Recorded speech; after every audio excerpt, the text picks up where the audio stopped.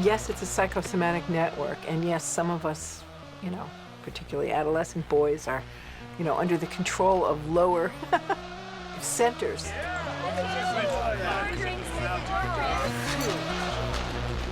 The eye isn't in control of the molecules of emotion. It's more, I don't want to say at the mercy of it, but these rapid eye movements that help us decide where to focus are mediated in the midbrain, and you can map opiate receptors there and receptors for many of the other peptides. So once again, the relevant search command that's going on is related to finding a certain emotional state. What about people who are addicted to sex? Actually, sex itself is an invention to allow us to see into the future. Think about that for a while.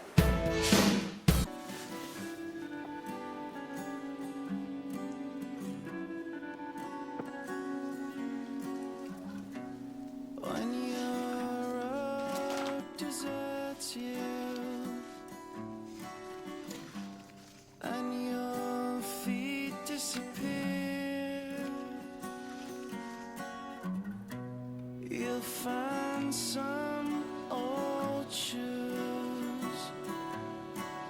wasted one without a peer. Where will you go from here? Our mind literally creates our body.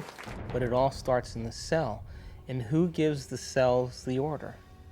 The orders come from the neural net in our brain, which are based on the experiences and information that we've logged in there. And we use a certain box of solutions to our life that causes chemistry to take place. So in order for us to change the chemistry, we would literally have to change the neural net, which means we'd have to change our identity, which means we'd have to change our attitude, or change the way in which we interact with our environment.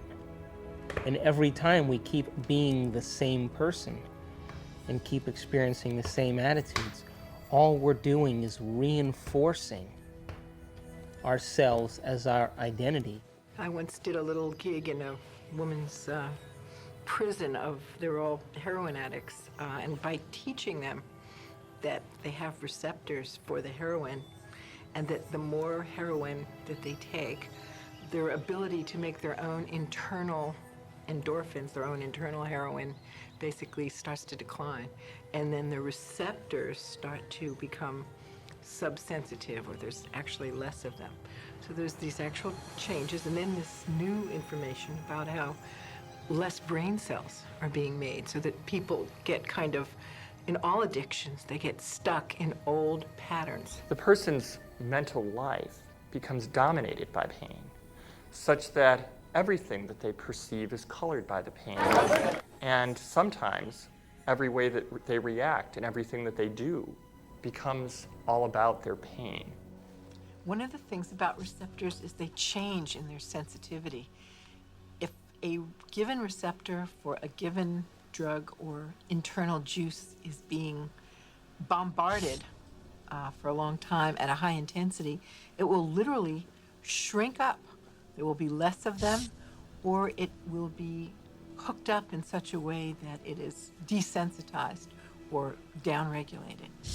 So the same amount of drug or internal juice will elicit a much smaller response.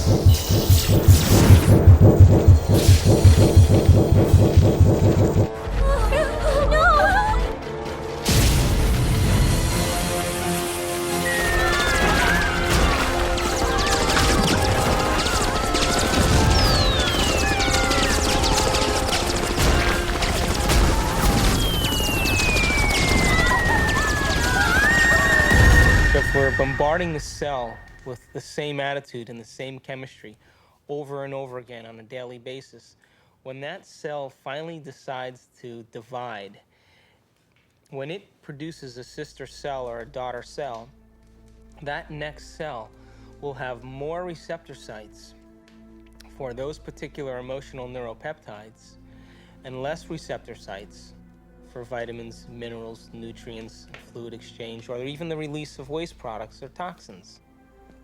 Now, all aging is a result of improper protein production. What happens when we age? Our skin loses elasticity. Well, elastin is a protein. What happens to our enzymes? We don't digest as well. What happens to our synovial fluid? Those are proteins. They become brittle and stiff. What happens to our bones? They become thin. So all aging is a result of improper protein production. So then the question arises, does it really matter what we eat? And does nutrition really have an effect if the cell doesn't even have the receptor sites after 20 years of emotional abuse to even receive or let in the nutrients that are necessary for its health?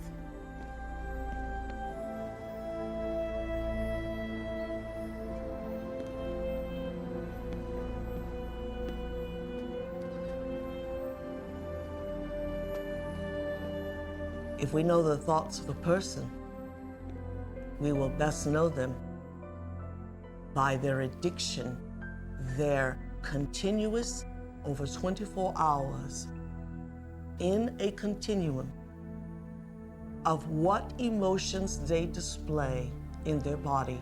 We shall know their thoughts.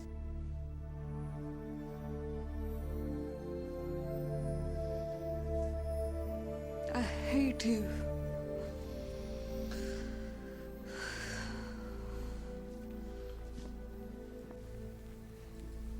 We never, ever reincarnate to the I love you so much people.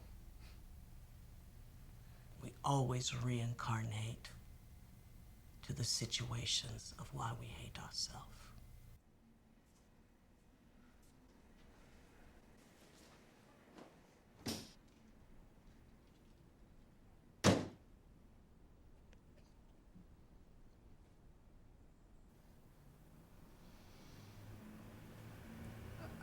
Hate you.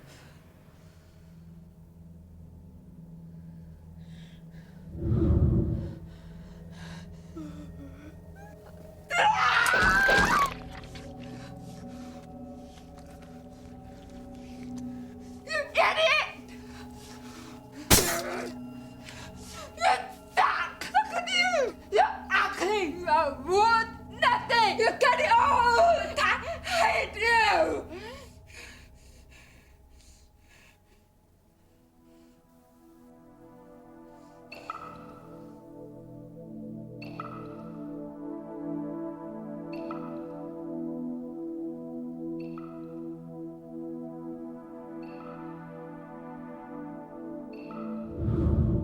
It makes you wonder, doesn't it?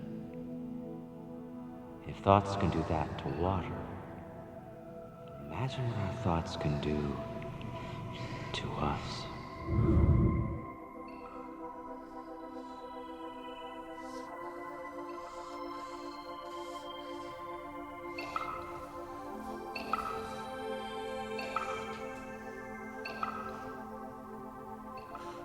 No one has ever came along and ever given you sufficient, intelligent knowledge about your beautiful self, how you work from the inside out. Why do you have addictions? Because you have nothing better. You have dreamt of nothing better because no one has ever taught you how to dream better.